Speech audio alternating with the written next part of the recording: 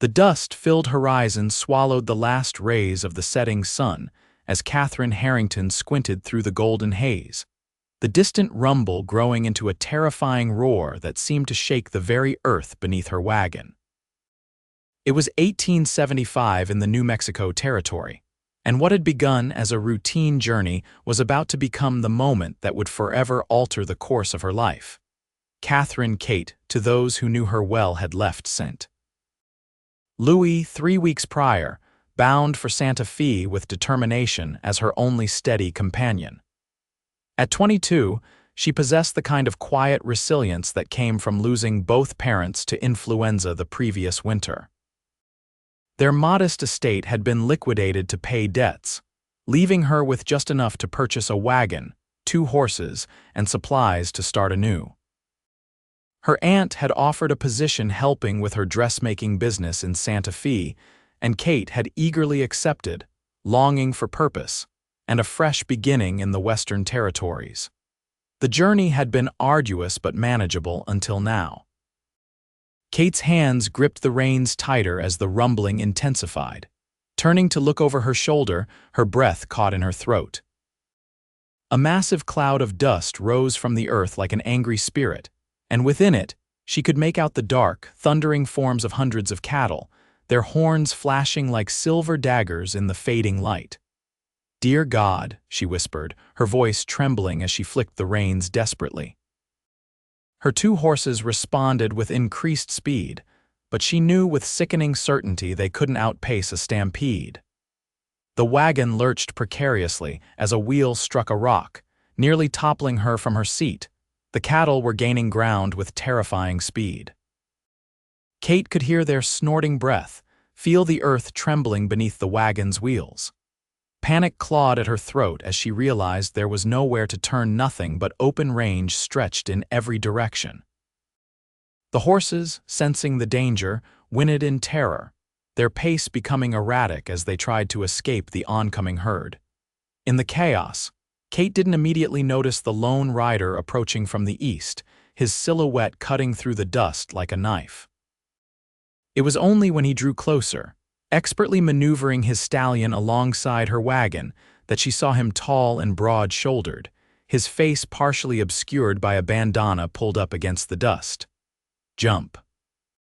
He shouted over the thunderous noise, extending his arm toward her as he brought his horse perilously close to the careening wagon. "Now, madam, there's no time."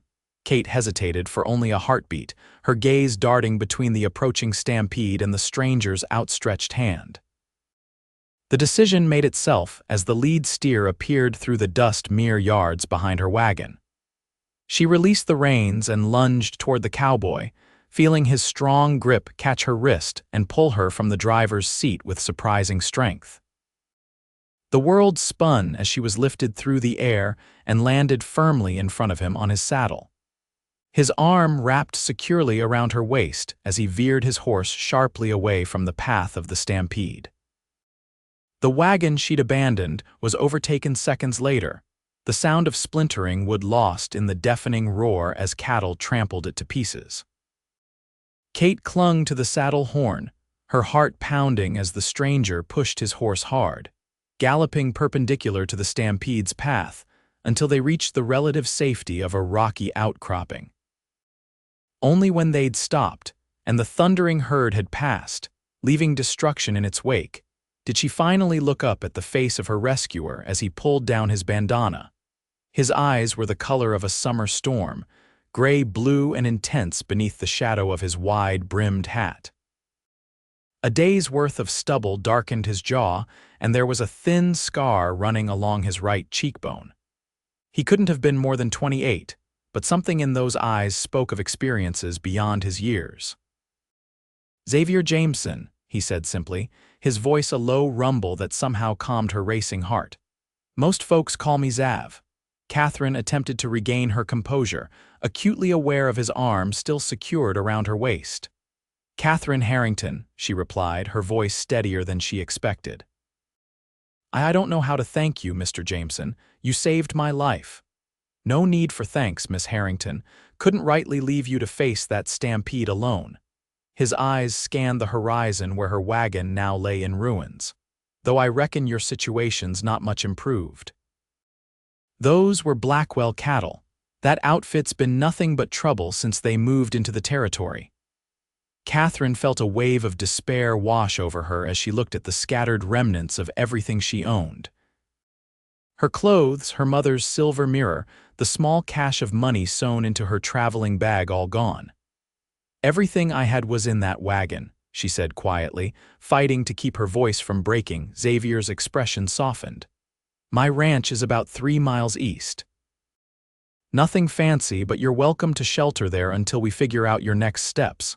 He paused, studying her face. "Where were you headed, if you don't mind my asking?" "Santa Fe.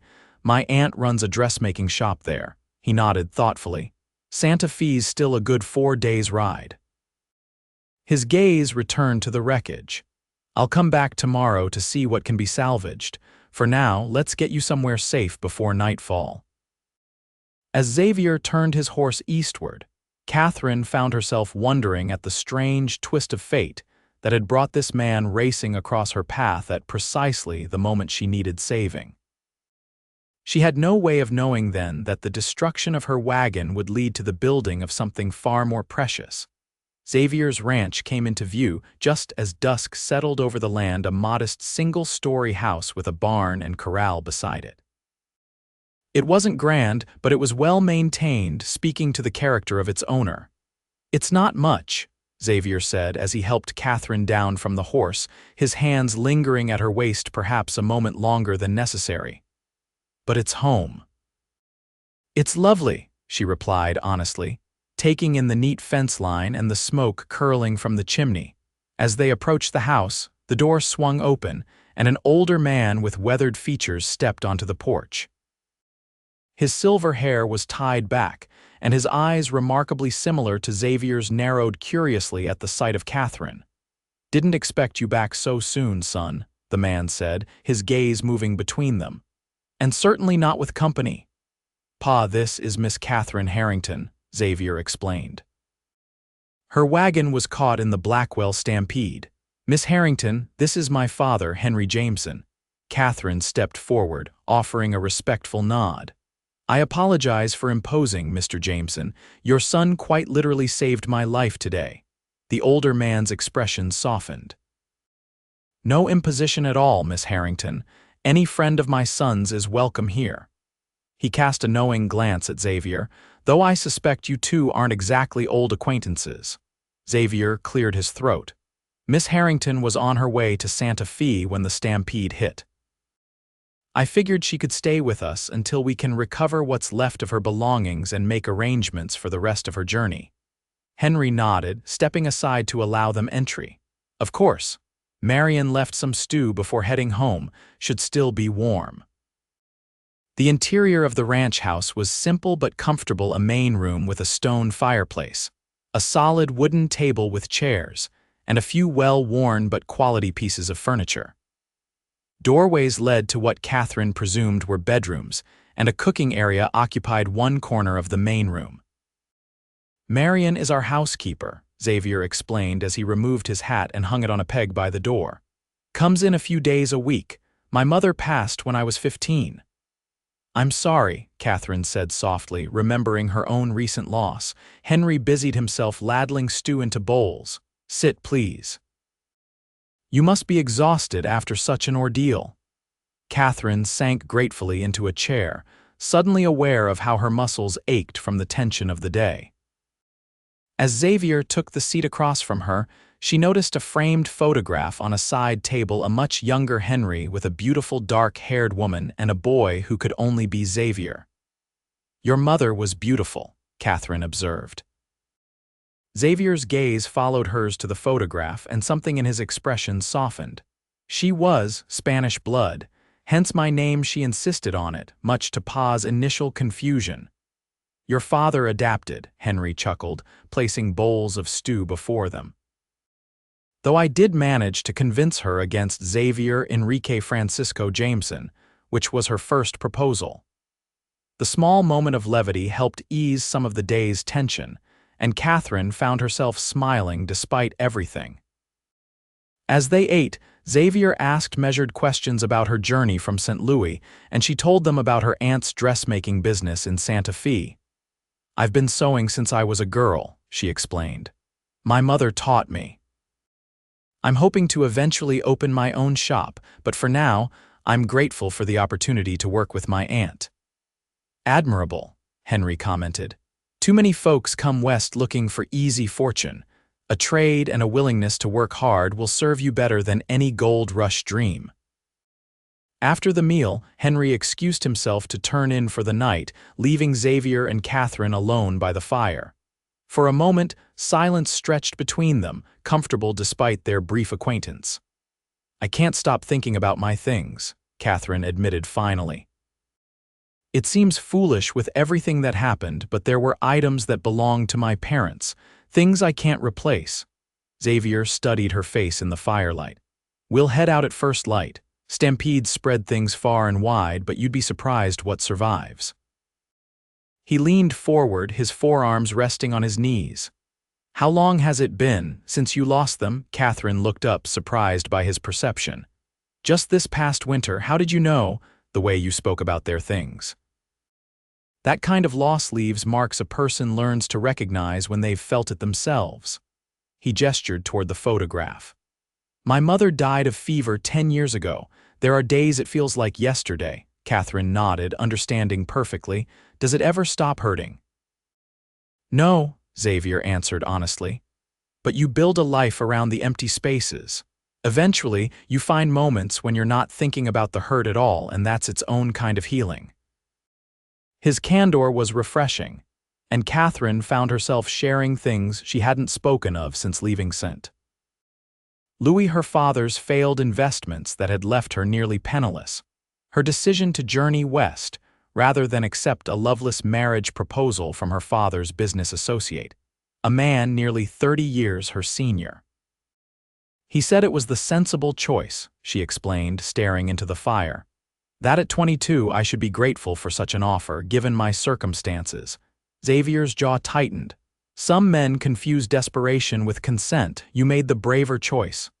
"Not everyone saw it that way. Many thought I was foolish to reject security." "Security without freedom isn't security at all," Xavier replied. "It's just a prettier cage." As the fire burned lower, Xavier showed Katherine to a small bedroom that he explained had once belonged to his older brother Thomas, who now ran a successful freight business in Denver. "I'm afraid it's rather plain," he apologized, lighting a lamp on the bedside table. "But the sheets are clean and the roof doesn't leak, at least not in this room." Katherine smiled at his attempt at humor. "It's perfect. Thank you for your kindness, Mr. Jameson." "Xav," he corrected gently. "If we're going to be digging through Stampede debris together tomorrow, I think we can dispense with formalities." "Xav," she repeated, liking the way the name felt. "Then you must call me Kate." Something warm flickered in his eyes. "Good night, Kate. Rest well." After he left, Katherine sat on the edge of the bed, overwhelmed by the day's events. She had awakened that morning the mistress of her own destiny, however modest. Now she was dependent on the kindness of strangers, with little more than the clothes on her back. Yet as she prepared for sleep in the borrowed nightgown Xavier's housekeeper had left for her, she found herself strangely at peace. Perhaps it was exhaustion, or perhaps it was the certainty that had settled in her chest when Xavier had pulled her onto his horse, the feeling that despite everything lost, something important had been found. Morning arrived with golden light streaming through the small window of the bedroom. Katherine woke disoriented, momentarily forgetting where she was until the events of the previous day came rushing back. Dressing quickly in her dusty traveling clothes, the only garments she now possessed, she made her way to the main room, where she found Xavier already awake, poring over a map spread across the table. He looked up at her approach, and something in his expression made her breath catch a kind of appreciative awareness that he quickly masked with a polite smile.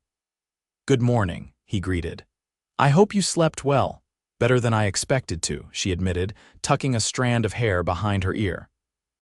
Pa's already out checking fences, but there's coffee and biscuits keeping warm by the stove. He gestured toward the cooking area. Once you've eaten, we can head out to see what's left of your wagon. Katherine helped herself to breakfast, taking note of the map Xavier had been studying. Are you charting where the stampede might have scattered my belongings?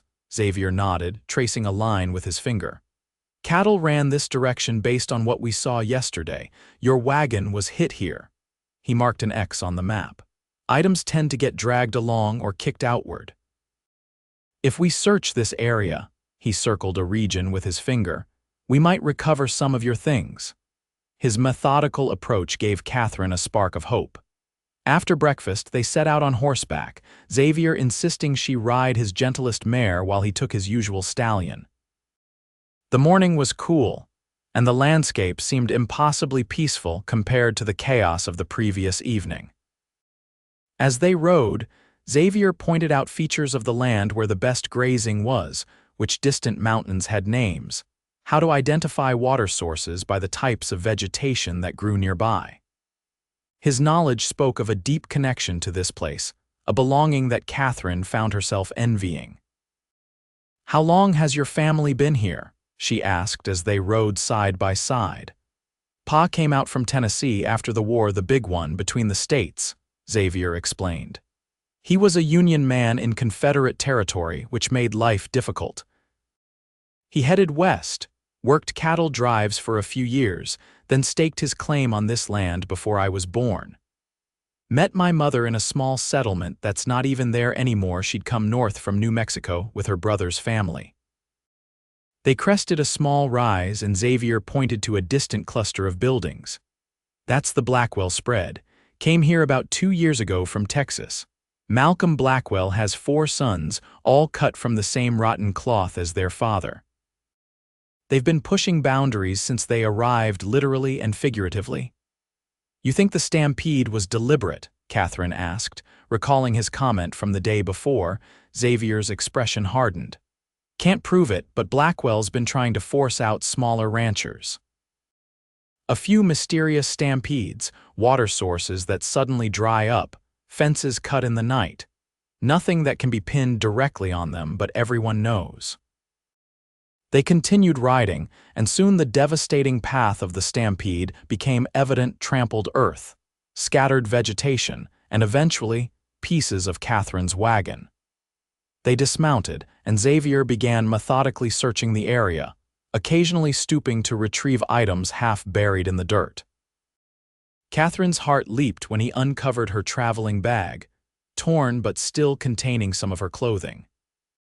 As they searched further, more treasures emerged from the debris: her mother's hand mirror with only a small crack in one corner, a tin of hairpins, and most precious of all, a small wooden box containing her father's pocket watch and her mother's wedding ring. Oh, thank goodness, she breathed, clutching the box to her chest. When she looked up at Xavier, tears of relief shining in her eyes, she found him watching her with an expression that sent warmth spreading through her chest. What else are we looking for? He asked gently. There was a satchel with my savings, not much, but everything I have, and my mother's Bible. They continued searching throughout the morning, recovering the Bible from beneath a broken wagon wheel, its leather cover scuffed but the pages intact. The satchel, however, remained elusive. By midday, the sun beat down mercilessly, and Xavier suggested they rest in the shade of a small grove of trees nearby. They shared water from his canteen and jerky from his saddlebag, sitting side by side against the trunk of a cottonwood. Thank you for this, Katherine said, surveying the small pile of recovered belongings. I know you had other work to do today. Xavier shrugged, his shoulder brushing against hers. Ranch will still be there tomorrow. Some things take priority. The way he looked at her when he said it made Katherine wonder if he was referring to more than just helping her find her belongings. There was something in his gaze that stirred feelings. She hadn't expected, a connection forming that seemed to bypass the usual cautious getting-to-know-you stages of acquaintance. Tell me about your ranch, she said, partly to distract herself from these unsettling new feelings.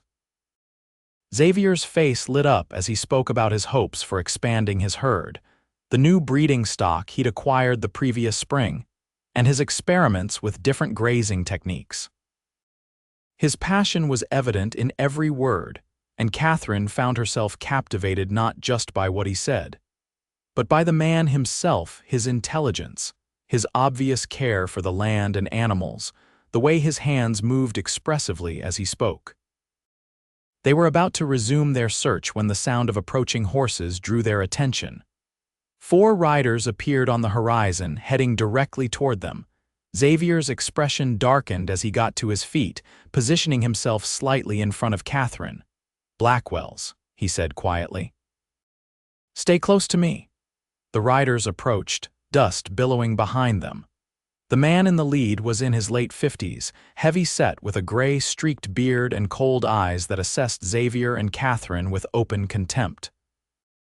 The 3 younger men flanking him shared his hard features, though their beards were darker. "Jameson," the older man acknowledged with a curt nod. "Bit far from your property, aren't you?" "Just helping Miss Harrington recover her belongings," Xavier replied evenly. "After your cattle destroyed her wagon yesterday." The man's gaze shifted to Katherine, a slow, unpleasant smile spreading across his face. "Is that so? Well, accidents happen in cattle country. Perhaps the lady shouldn't have been traveling alone in the first place." One of the younger men snickered, his eyes roving over Katherine in a way that made her skin crawl. "The cattle were stampeded deliberately," Xavier stated, his voice calm but carrying a dangerous edge. "Just like the 3 other accidents that have happened along this route in the past month." "That's a serious accusation, boy," the older Blackwell growled. "Best watch your mouth before it gets you in trouble." Xavier didn't back down. "Just stating facts, Malcolm. Sheriff Daniels might be interested in connecting those dots." Malcolm Blackwell's face flushed with anger. "You threatening me on my own land, Jameson? Your land ends a quarter-mile east," Xavier corrected. "And I don't make threats, just observations." The tension crackled between them like heat lightning. Katherine found herself holding her breath, acutely aware of how outnumbered they were. After what seemed an eternity, Malcolm jerked his head at his sons. "Come on, boys. We've got actual work to do, unlike some folks who have time to play hero to passing females." He fixed Katherine with another unpleasant stare. "Word of advice, miss, you do well to continue on your way to wherever you're headed. This territory has a way of being unkind to those who don't belong." With that, the Blackwells turned their horses and rode away, though one of the sons looked back, his expression making Katherine shudder. "Charming neighbors," she murmured when they were out of earshot. Xavier's jaw was tight. "They're becoming a problem for everyone in the valley, trying to buy out or intimidate every small rancher until they control it all." He turned to her, concern evident in his eyes. "I'm sorry you got caught in the middle of it. It's hardly your fault," Katherine assured him. "Though I'm beginning to think my wagon wasn't simply in the wrong place at the wrong time." Xavier nodded grimly. "Blackwell knows that route is used by smaller outfits bringing supplies from town. A few accidents might discourage traffic, making it harder for ranches like mine to get what we need." He sighed, running a hand through his hair. "Let's finish our search and head back. I don't like the way Jacob Blackwell was looking at you." They resumed hunting through the debris, but the encounter had cast a shadow over the day. After another hour of searching without finding the satchel containing her savings, Katherine reluctantly concluded it was lost for good. "I'm sorry," Xavier said as they prepared to leave. "That money was important." Katherine squared her shoulders. "I still have what matters most," she said, patting the pocket where she'd placed her parents' keepsakes. "And I know how to work. My aunt won't turn me away just because I arrive with less than expected." Xavier studied her face, admiration clear in his eyes. "You're a remarkable woman, Katherine Harrington." The ride back to the ranch was quieter, both of them preoccupied with thoughts of the confrontation. When they arrived, they found Henry on the porch with another man tall and official looking in a well-worn jacket, with a star pinned to his chest. "Sheriff Daniels," Xavier acknowledged as they dismounted. "What brings you out this way?" "Afternoon, Xav," the sheriff replied, his weathered face serious. "Been hearing reports of another stampede yesterday. Came to see if you had any trouble." Xavier helped Katherine down from her horse before responding. "Not on our property, but Miss Harrington here lost her wagon to it. We've spent the day recovering what we could." Sheriff Daniels tipped his hat to Katherine. "Madam, sorry to hear about your trouble. Anyone hurt?" "No, thanks to Mr. Jameson," Katherine replied. "He pulled me from the wagon just before the cattle reached it."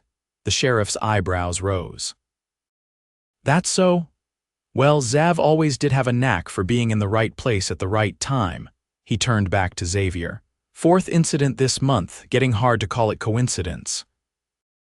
"We had a run-in with the Blackwells while we were out there," Xavier said, loading the recovered items onto the porch. "Malcolm didn't take kindly to my suggesting the stampedes might be deliberate." Henry frowned.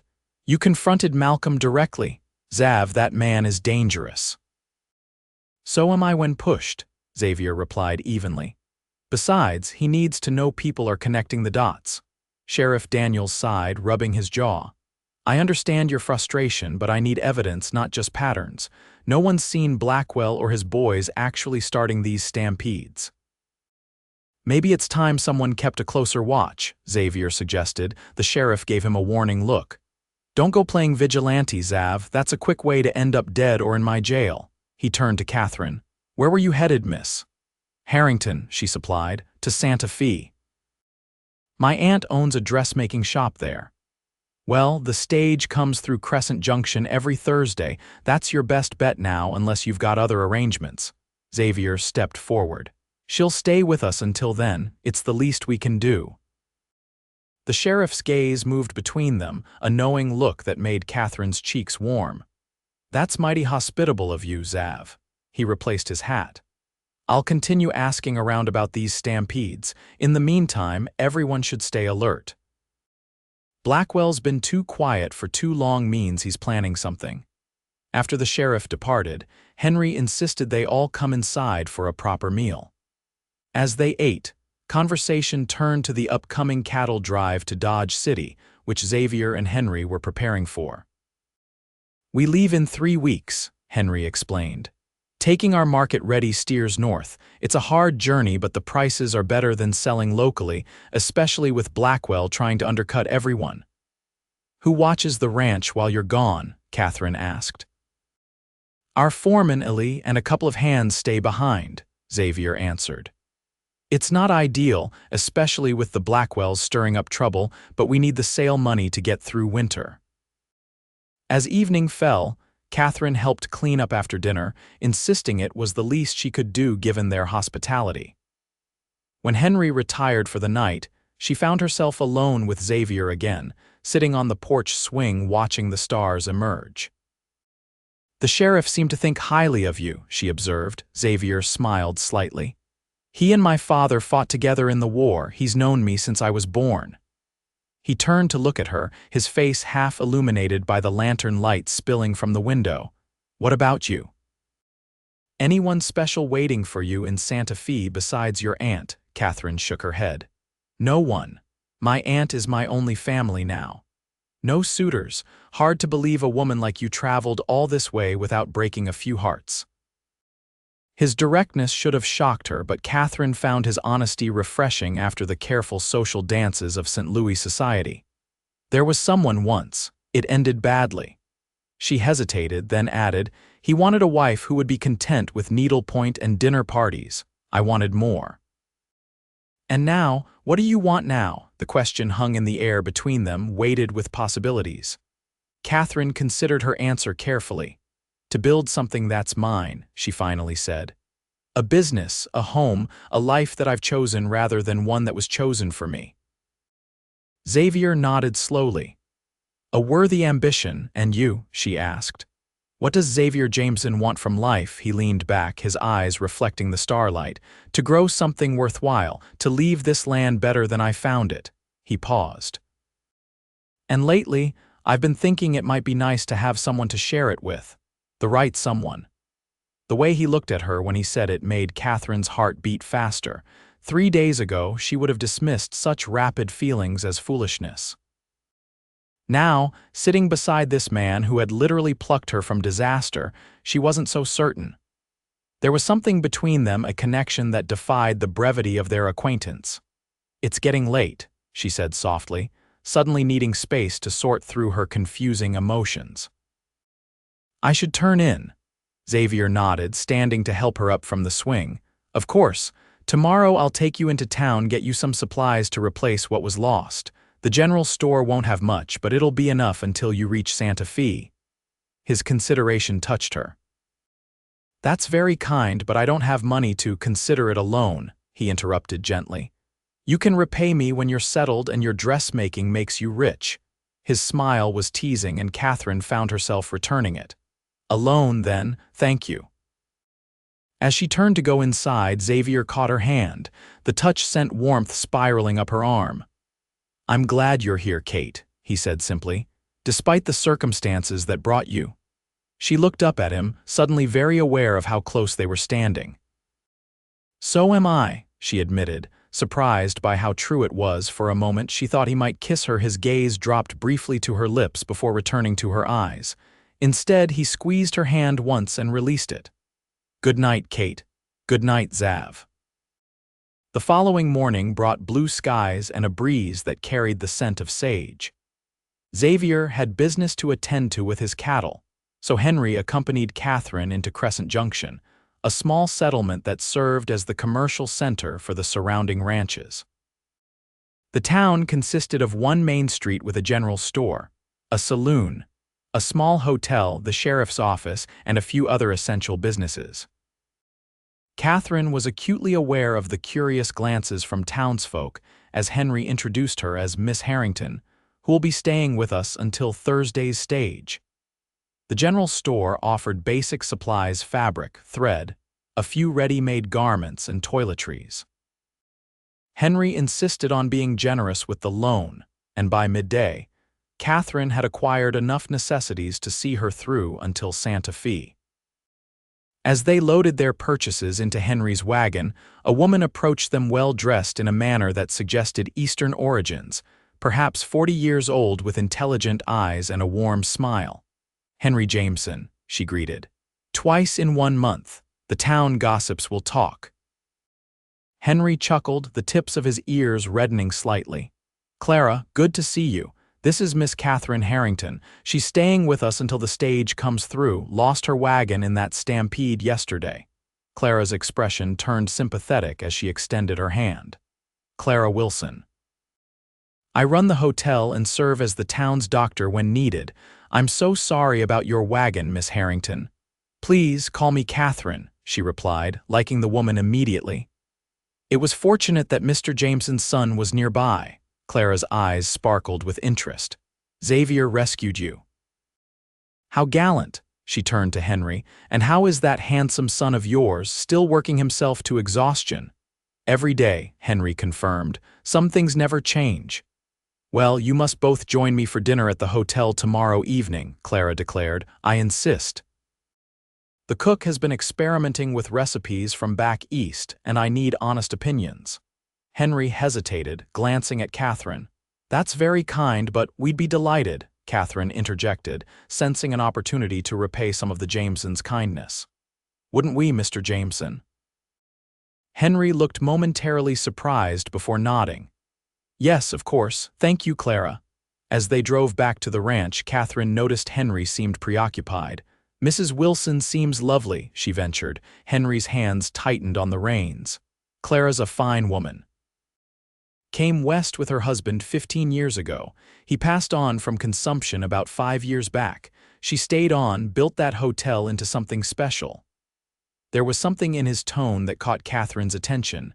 "You admire her?" Henry glanced at her, then back at the road. "Hard not to.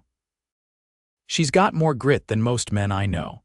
Taught herself medicine when the town had no doctor, runs a successful business, raises money for the school." He cleared his throat. "But that's neither here nor there." Katherine smiled to herself, recognizing the signs of attraction in the older man's awkward praise.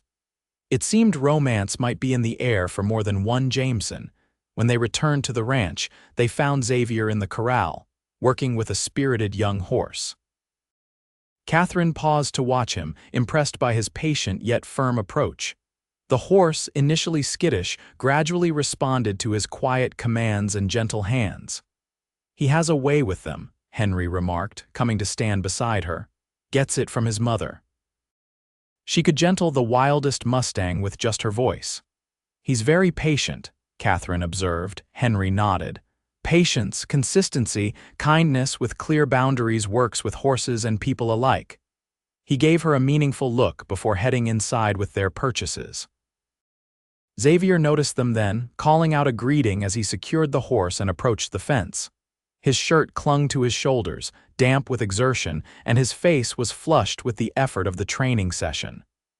"How was town?" he asked, reaching for a canteen hanging on the fence post.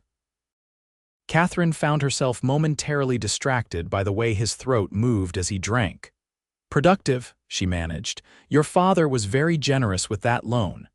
Xavier wiped his mouth with the back of his hand, his eyes twinkling. "Pa's gone soft in his old age. Used to be the most tight-fisted man in 3 counties. We've been invited to dinner at the hotel tomorrow evening," she informed him. Mrs. Wilson was most insistent.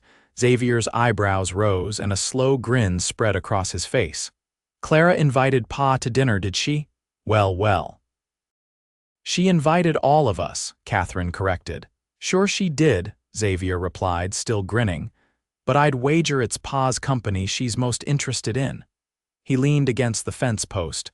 They've been dancing around each other for years, neither one willing to make the first move. "Perhaps they need a little encouragement," Katherine suggested. Xavier studied her face, his grin softening to something more thoughtful. "You're not just a pretty face, are you, Kate Harrington? You've got schemes brewing behind those eyes." The compliment made her blush. "I merely think that life is too short to waste time when 2 people clearly care for each other." "A philosophy you apply universally?" he asked, his voice dropping lower. Katherine met his gaze steadily, something bold rising within her. "When appropriate." The moment stretched between them, charged with unspoken possibilities. Finally, Xavier straightened up from the fence. "I should finish with this colt before sundown, but I'd like to hear more about your universal philosophies at dinner." As he walked back to the horse, Katherine couldn't help but smile. 3 days in this man's company and he'd already begun to crack open parts of herself she'd kept carefully guarded since her parents' deaths. It was terrifying and exhilarating all at once. That evening, over a dinner of rabbit stew, Katherine shared her idea of helping Henry make a good impression at tomorrow's dinner engagement. Xavier enthusiastically agreed, and they spent the rest of the evening conspiring while Henry, oblivious to their scheming, mended tack by the fire. The next day passed in a flurry of activity. Katherine used some of her newly purchased fabric to make quick alterations to Henry's best shirt, while Xavier ensured his father's boots were polished to a shine. When Henry finally realized what they were doing, his protests were half-hearted at best. "You 2 are worse than a pair of matchmaking ants," he grumbled as Katherine trimmed his beard. "Clara and I are just friends." "Of course you are, Pa," Xavier agreed with exaggerated sincerity. "That's why you put on cologne to go into town yesterday." Henry's ears reddened again, but he didn't deny it. They arrived at the hotel just as the sun was setting. Clara welcomed them warmly, looking elegant in a deep blue dress that complemented her auburn hair. The dining room had been arranged for their private use, with a table set with fine china and fresh flowers. "This is too much trouble," Henry protested. Clara waved away his concerns. "Nonsense. It's a pleasure to have company worth impressing." Her gaze lingered on him a moment before she turned to include Xavier and Katherine. "Please sit. William has prepared a special meal." The dinner was indeed impressive for a small frontier town: roast beef with vegetables, fresh bread, and even a bottle of wine that Clara explained had been a gift from a grateful patient. Conversation flowed easily. Clara was well-read and had fascinating stories from her years as the town's unofficial doctor. Xavier kept things lively with tales of ranch mishaps, while Katherine shared experiences from her journey west. Throughout it all, she and Xavier exchanged subtle glances whenever they noticed Henry and Clara engaged in their own private exchanges. After the main course, Xavier suddenly stood. "I just remembered I promised to check on Tom Wilson's mare before heading back. He mentioned she might foal any day now." Tom Wilson, Katherine knew from their earlier planning, was Clara's younger brother who lived on the outskirts of town. The excuse was flimsy but served its purpose. "I'll accompany you," Katherine added, rising as well. "I'd love to see the foal if it's arrived." Clara looked surprised. "You're leaving?" "But dessert, we shouldn't be long," Xavier assured her. "Perhaps an hour. You and Pa can start without us." Before either of the older adults could protest, Xavier and Katherine had made their exit, barely containing their laughter until they were outside. "That was terribly obvious," Katherine giggled as they walked down the street. Xavier grinned, offering her his arm. "Sometimes obvious is necessary." They've been circling each other for years. "Is there really a mare about to foal?" she asked. "Yes, but Tom's perfectly capable of handling it. I just needed an excuse."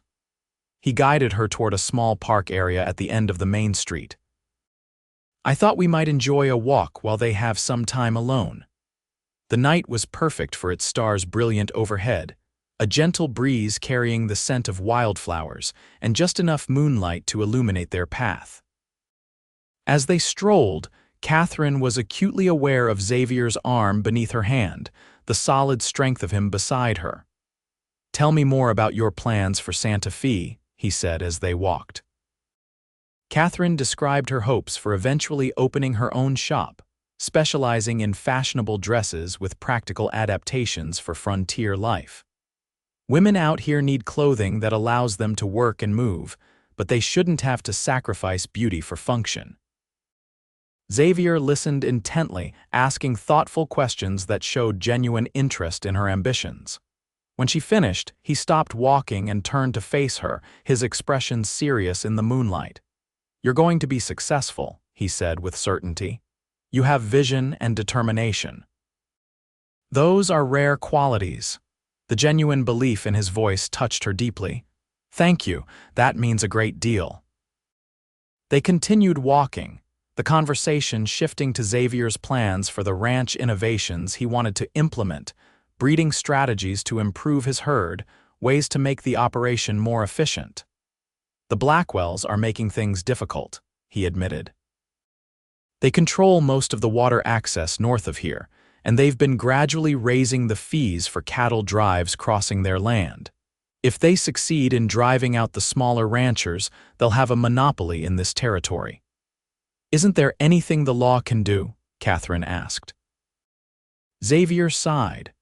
"Not without proof of wrongdoing, and Malcolm Blackwell is careful not to leave evidence." He shook his head.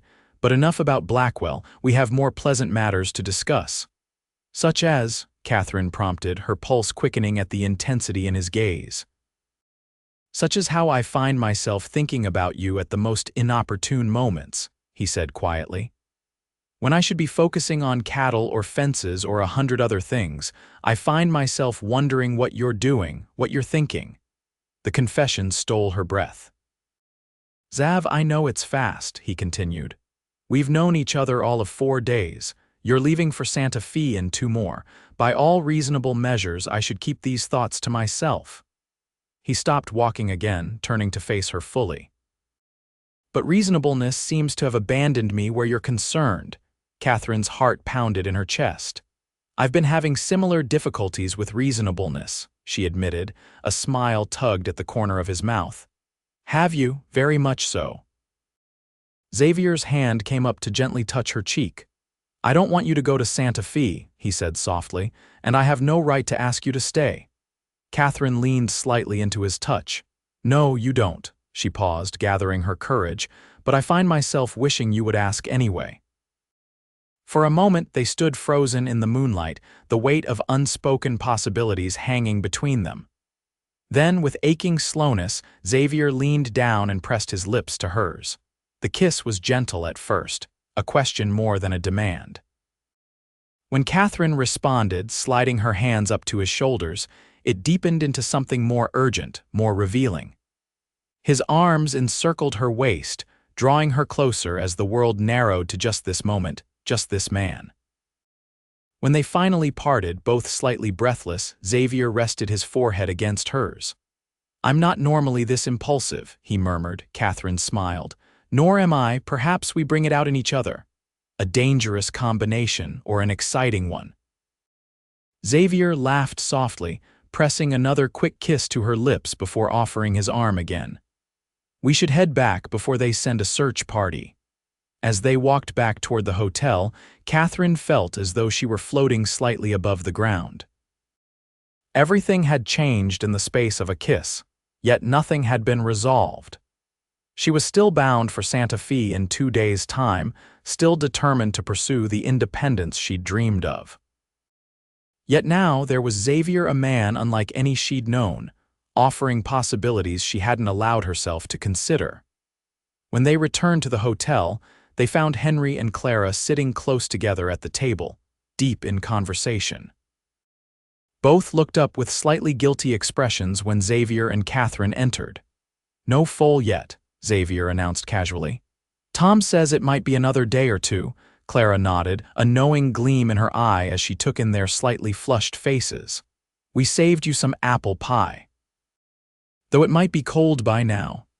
"Cold pie is still pie," Xavier declared, pulling out Katherine's chair for her. The remainder of the evening passed pleasantly, though Katherine noticed new looks passing between Henry and Clara Warmer, more intimate glances that suggested their time alone had been productive. When it came time to leave, Clara embraced Katherine warmly. "I hope we'll see more of you before you depart for Santa Fe," she said, though her tone suggested she knew more than she was letting on. "I hope so too," Katherine replied sincerely. The ride back to the ranch was quiet, each of them lost in their own thoughts. Henry eventually broke the silence with a gruff, "That was a nice evening, thank you both for." He trailed off, then cleared his throat. "Well, just thank you." Xavier and Katherine exchanged amused glances but said nothing. Later, after Henry had retired, Xavier and Katherine found themselves once again on the porch swing. The night was cooler now, and Xavier had draped a blanket over their laps as they sat side by side, shoulders touching. "Clara invited Pa to dinner again tomorrow," Xavier revealed. "Just him this time," Katherine smiled. "Good, they seem well suited. They are. Pa's been alone too long." Xavier's hand found hers beneath the blanket, fingers intertwining. "It's a hard life out here without someone to share it with." The statement hung in the air, loaded with implications. Katherine squeezed his hand. "Xav, I don't know what this is between us, but you're still leaving," he finished for her. "I understand. You have dreams, plans that were in motion long before I pulled you from that wagon." He turned to face her. "I would never ask you to give those up." "Then what are you asking?" Xavier considered this. "Time," he said finally. "Not forever, just time, to see if what's happening between us is real or just the result of extraordinary circumstances. And how would we manage that with me in Santa Fe and you here?" "Santa Fe is only a week's ride. I come through 3 or 4 times a year for supplies anyway." He paused. "Unless you'd rather make a clean break." I'd understand if Katherine silenced him with a kiss, surprising herself with her boldness. When she pulled back, his eyes were wide with surprise and something darker, more intense. "I don't want a clean break," she said firmly. "But I also can't abandon my plans. My aunt is expecting me. I gave my word." Xavier nodded, bringing her hand to his lips. "Then we take it one day at a time.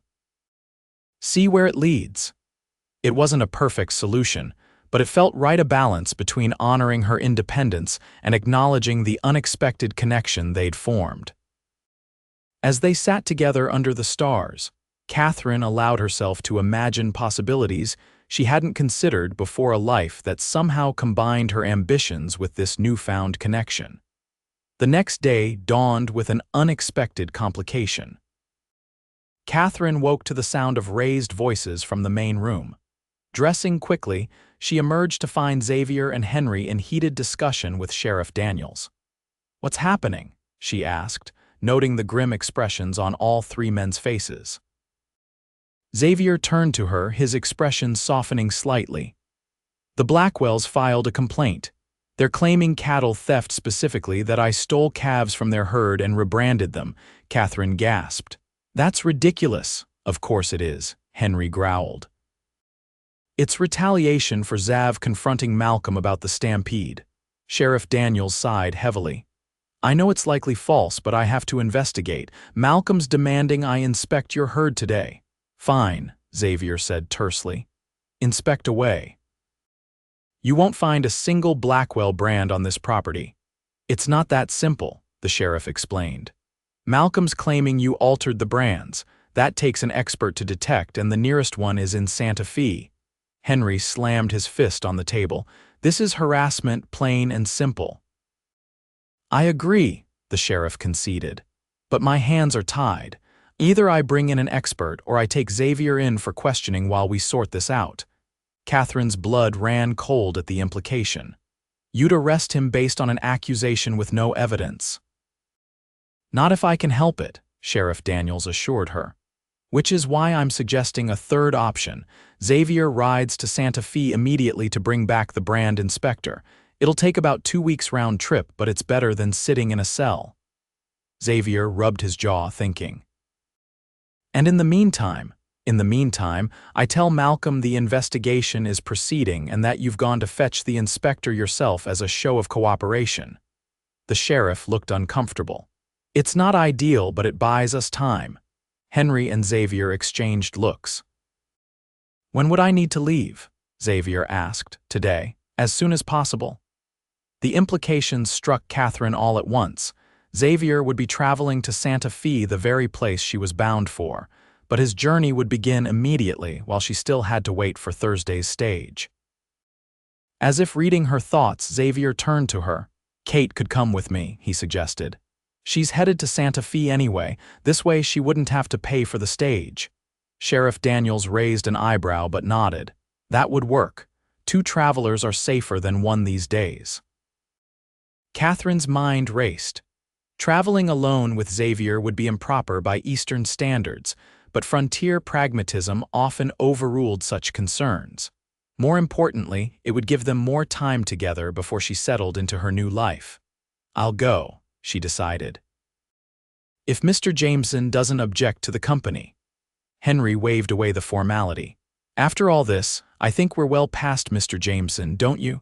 And I'd feel better knowing Xav isn't traveling alone with the Blackwells on the warpath." Within hours, preparations were complete. Xavier packed supplies for the journey while Katherine gathered her recovered belongings and new purchases. By midday, they were ready to depart, with 2 horses saddled and loaded with provisions. Henry embraced his son fiercely. "Watch yourself," he murmured. "Malcolm won't take this lying down." "We'll be careful," Xavier promised, "and we'll return with the inspector as soon as possible." Henry turned to Katherine next, surprising her with a warm hug. "Take care of each other," he said simply. As they mounted their horses and set off toward the southeast, Katherine felt a strange mixture of excitement and apprehension. The journey to Santa Fe would take at least 5 days of hard riding, possibly longer depending on conditions. 5 days alone with Xavier, away from the watching eyes of the ranch and town. They rode at a steady pace throughout the afternoon, Xavier occasionally pointing out landmarks or sharing stories about the territory. As the sun began to sink toward the horizon, he led them to a small creek where they made camp for the night. "It's not the most comfortable accommodations," he apologized as he laid out bedrolls on opposite sides of the fire he'd built. "But it's safer than pushing on after dark." Katherine sat by the fire, watching as he efficiently prepared a simple meal of beans, jerky, and coffee. There was something immensely appealing about his competence, the easy way he handled every task of wilderness survival. "You've done this often," she observed. Xavier nodded, stirring the beans. "Since I was old enough to ride, Pa believed a man should know how to survive on his own. He glanced up at her. Though I admit, I've never had such pleasant company on the trail before. They ate as darkness fell, talking easily about everything and nothing, childhood memories, books they'd read, dreams for the future. When the meal was finished and the fire burned low, Xavier took first watch while Katherine tried to sleep. Despite the hard ground and unfamiliar sounds of the night, she found herself drifting off, comforted by Xavier's presence nearby. She woke briefly when he gently shook her shoulder several hours later for her turn at watch, and they exchanged places, he settling into his bedroll while she sat wrapped in a blanket, vigilant in the darkness. The night passed without incident, and they continued their journey at first light. The terrain gradually changed as they traveled, becoming more rugged and dramatic. By the third day, they were traveling through red rock canyons and sparse forests of pine, the landscape growing more beautiful and treacherous with each passing mile. It was in one such canyon, narrow and winding, that disaster struck. They had just emerged from the narrowest section when the sound of gunfire echoed off the stone walls. Xavier's horse reared in panic as a bullet struck the ground nearby. "Ambush," Xavier shouted, reaching for his rifle. "Kate, ride, now!" But before either of them could react, riders appeared at both ends of the canyon, 3 men with bandanas covering their faces. One of them fired again, the bullet whistling past Katherine's ear. Xavier leveled his rifle and returned fire, forcing one of the attackers to duck behind rocks. "Kate, when I count to 3, ride hard to the right. There's a wash that leads out of the canyon. I'll be right behind you." Heart-pounding, Katherine gathered her reins, preparing to spur her horse forward at his signal. 1, 2, 3. She dug her heels into her horse's flanks, and the animal leaped forward. Xavier fired twice more, providing cover as she galloped toward the narrow opening he'd indicated. She heard hoofbeats behind her and glanced back to see Xavier following, his face grim with concentration. The wash was steep and treacherous, forcing them to slow their pace despite the danger. Behind them, their pursuers were gaining ground. A bullet splintered bark from a tree beside Katherine's head, and she ducked instinctively. Xavier pulled alongside her. "There's a trading post about 2 miles ahead. If we can reach it, we'll have help." They pushed their horses to the limit, emerging from the wash onto more open ground. In the distance, Katherine could make out smoke from a chimney the trading post Xavier had mentioned. They were going to make it. Then Xavier's horse stumbled, nearly throwing him from the saddle. The animal recovered but now limped badly. A rock or bullet had injured its leg. "Go." Xavier shouted to Katherine. "Get to the trading post. Bring help." "I won't leave you," she protested. "You have to. I'll hold them off." He pulled his horse up, turning to face their pursuers, rifle at the ready. Torn between fear and loyalty, Katherine made her decision. Wheeling her horse around, she rode back to Xavier's side. "We faced them together." Before he could argue, she'd drawn the small pistol he'd given her for the journey. It wasn't much, but it was better than abandoning him to face 3 armed men alone. The attackers slowed as they approached, spreading out to surround them. Now that they were closer, Katherine could see that despite their covered faces, they wore distinctive belt buckles. She recognized the same ones the younger Blackwells had worn during their confrontation days earlier. "You can't win this, Jameson," one called out. "Drop your weapons and maybe we'll let the lady live." Xavier's expression hardened. "You know that's not going to happen, Jacob Blackwell." The man pulled down his bandana, revealing a cruel smile. "Then I guess we do this the hard way." He raised his pistol, aiming directly at Xavier. What happened next occurred so quickly that Katherine could barely process it. A shot rang out, but not from Jacob's gun. One of the other attackers cried out, clutching his shoulder as he fell from his horse. More gunfire erupted from the ridge above them, and Katherine looked up to see 4 riders descending rapidly, rifles blazing. Jacob and his remaining companion turned and fled, disappearing back into the canyon. The newcomers pursued them briefly before returning to where Xavier and Katherine waited, weapons still drawn. Jameson," called the lead rider, a tall man with a gray mustache. "That you?" Xavier lowered his rifle, relief evident on his face. "Hank Martinez, your timing is impeccable as always." The man grinned, riding closer, saw the dust and heard gunfire, figured someone needed a hand. His gaze shifted to Katherine. "Madam," Xavier quickly made introductions. Hank Martinez was the owner of the trading post they'd been heading for, and the other riders were travelers who'd been staying there. "Blackwells?" Hank asked, glancing toward the canyon where Jacob had disappeared. Xavier nodded grimly. "Jacob and two of his brothers. Looks like Malcolm decided not to wait for the law to settle our dispute."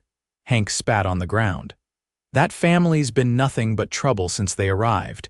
Come on, let's get you both to safety. We can send word to Sheriff Daniels from the post." Xavier's horse was indeed injured, not seriously, but enough to require rest. They made their way slowly to the trading post, a sturdy log building with several outbuildings and a corral. Inside, Hank's wife, Maria, fussed over them, insisting they eat while Hank sent a rider to alert the sheriff about the ambush. "You'll stay the night," Maria declared, brooking no argument. "The sheriff won't arrive until tomorrow at the earliest, and you both need rest." They were given a small but clean room to share, the only one available, Hank explained with an apologetic glance at Katherine. Under normal circumstances, she might have protested the impropriety, but after the day's events, she was too exhausted to care about social conventions. Once they were alone, Xavier sat heavily on the edge of the bed, the adrenaline of the fight finally wearing off. "You should have ridden for help," he said quietly. "It was foolish to stay." Katherine sat beside him. "I couldn't leave you to face them alone. You could have been killed." His voice was tight with emotion. "So could you?" She took his hand, threading her fingers through his. "I made my choice, Xav." He looked at her then, his eyes dark with something beyond mere gratitude. Without warning, he pulled her into his arms, holding her so tightly she could feel his heart pounding against her chest. "I've never been so scared," he confessed against her hair. "Not for myself, for you, the thought of them hurting you." Katherine drew back just enough to look into his face. "I'm fine, we're both fine." His hand came up to cup her cheek. Because of pure luck, if Hank hadn't come along, she pressed her fingers to his lips. But he did, and we're safe. The tension between them shifted, fear giving way to something more elemental, a need to affirm life in the face of what they'd nearly lost.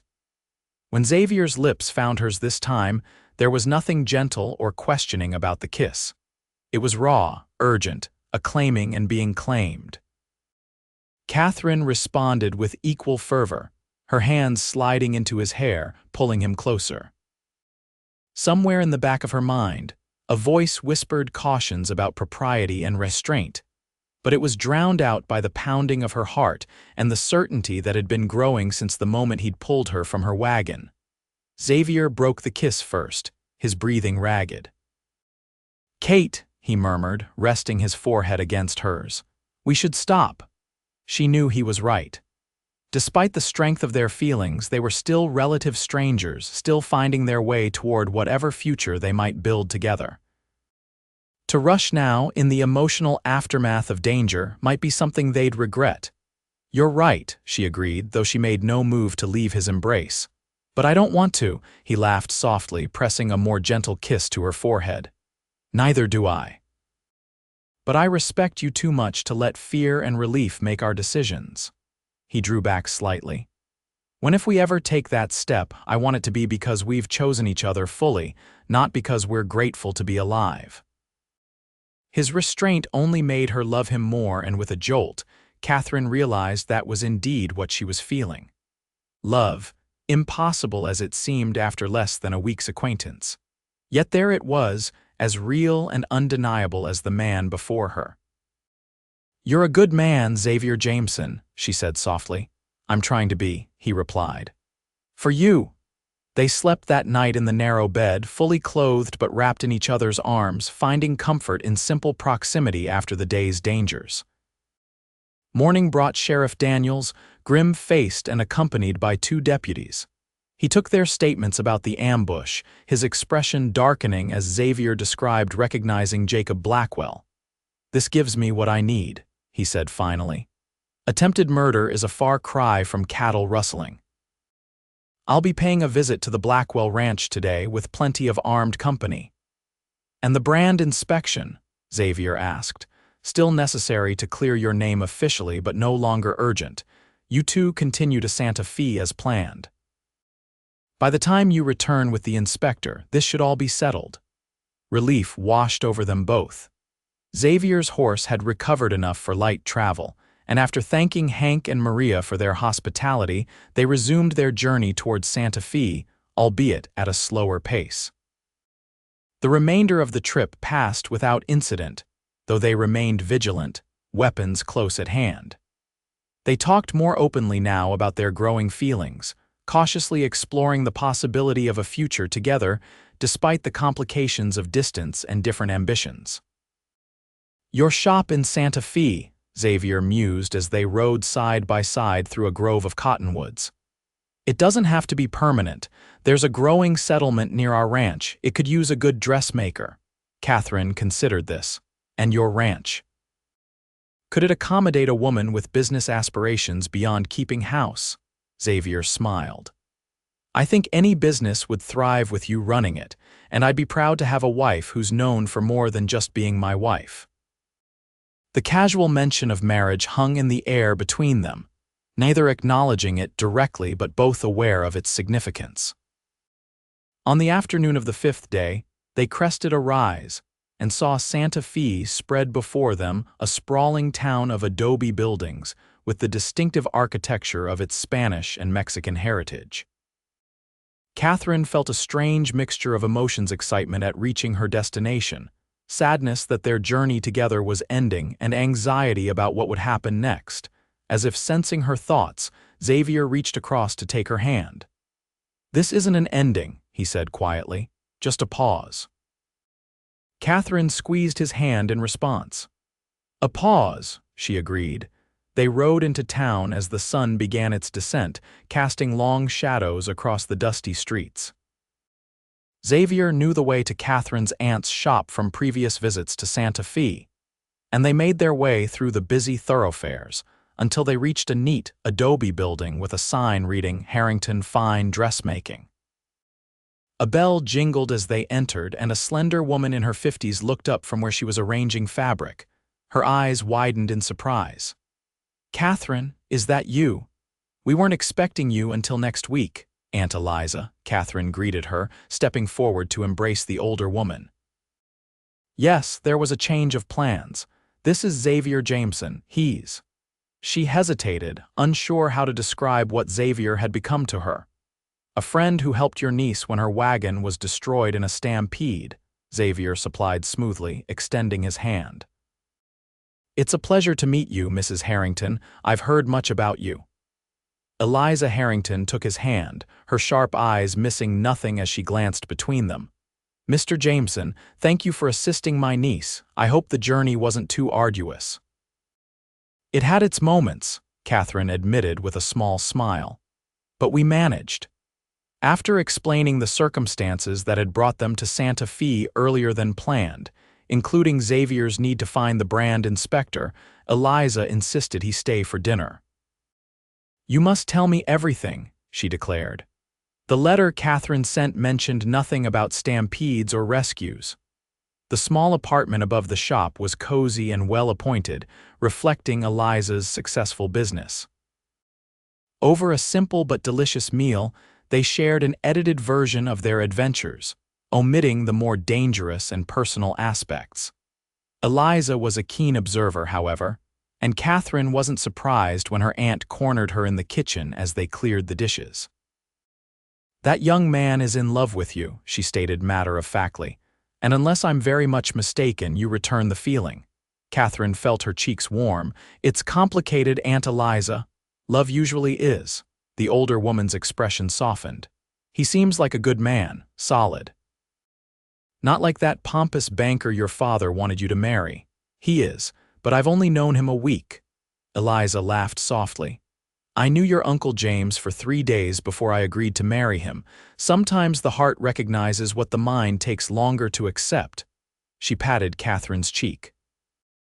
Just be sure, my dear, that's all I ask. When they rejoined Xavier in the sitting room, he rose to take his leave. I should find lodging for the night, he said, and locate the brand inspector first thing tomorrow. Nonsense, Eliza declared. I have a perfectly serviceable spare room. You'll stay here. Xavier glanced at Katherine, who nodded her agreement. Thank you, Mrs. Harrington, that's very kind. After Eliza retired for the night, Katherine and Xavier found themselves alone on the small balcony overlooking the street. The night was warm, stars brilliant overhead in the clear desert sky. Your aunt is remarkable, Xavier observed.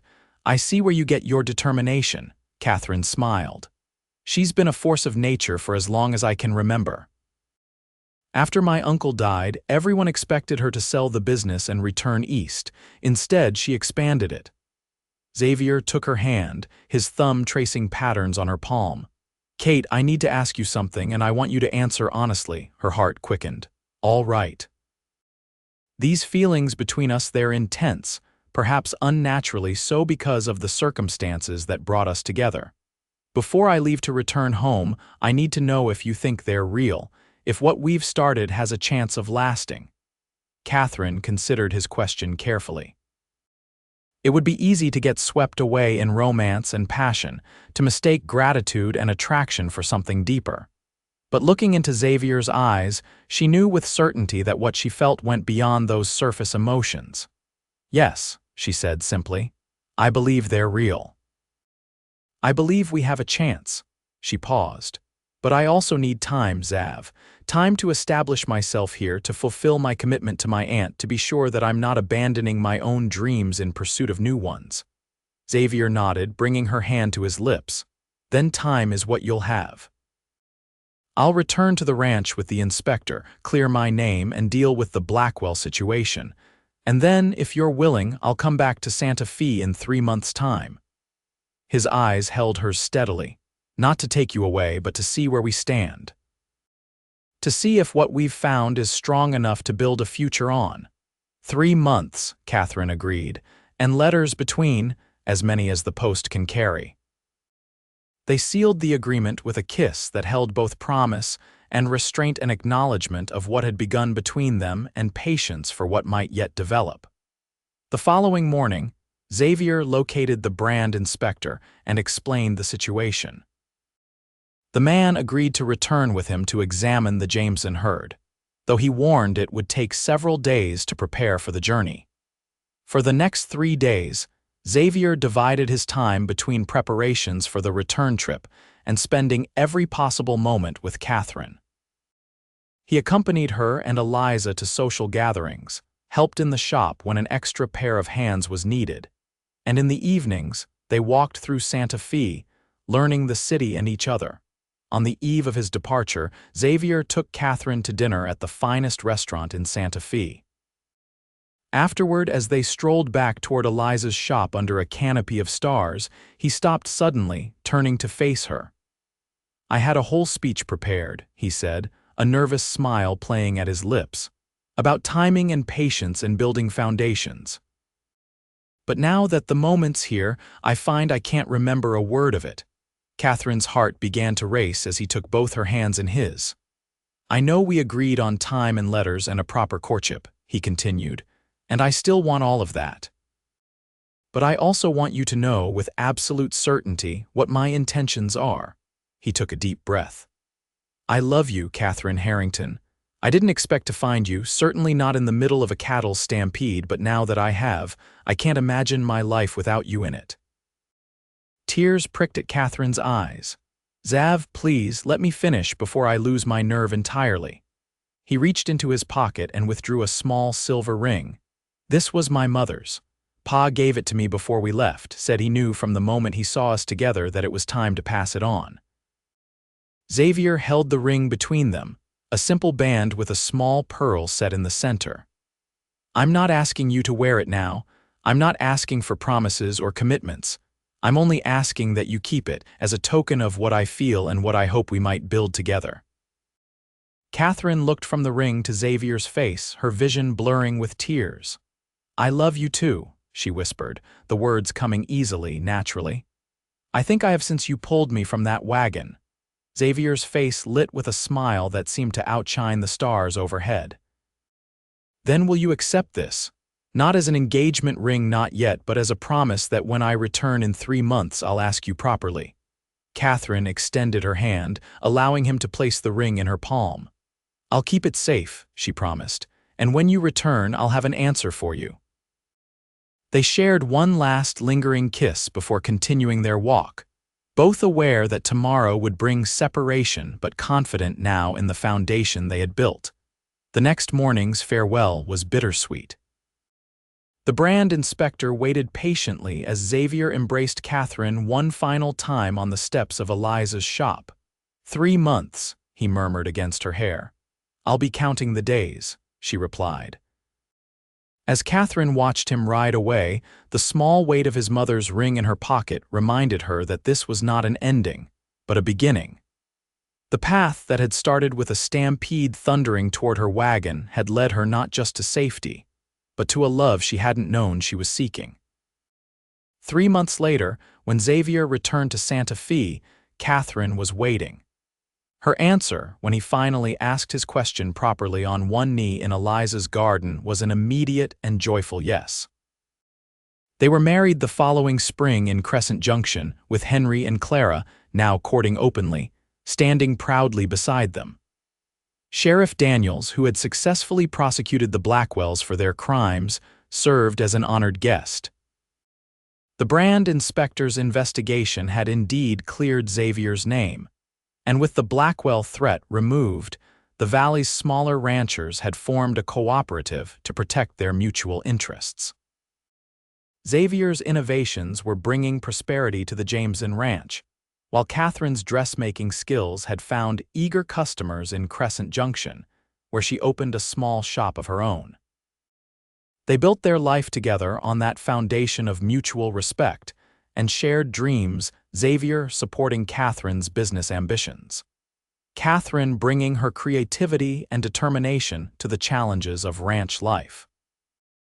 When their first child arrived a year after their wedding, a daughter with her father's storm-gray eyes and her mother's independent spirit, they named her Clara Elizabeth, in honor of the 2 strong women who had helped shape their path.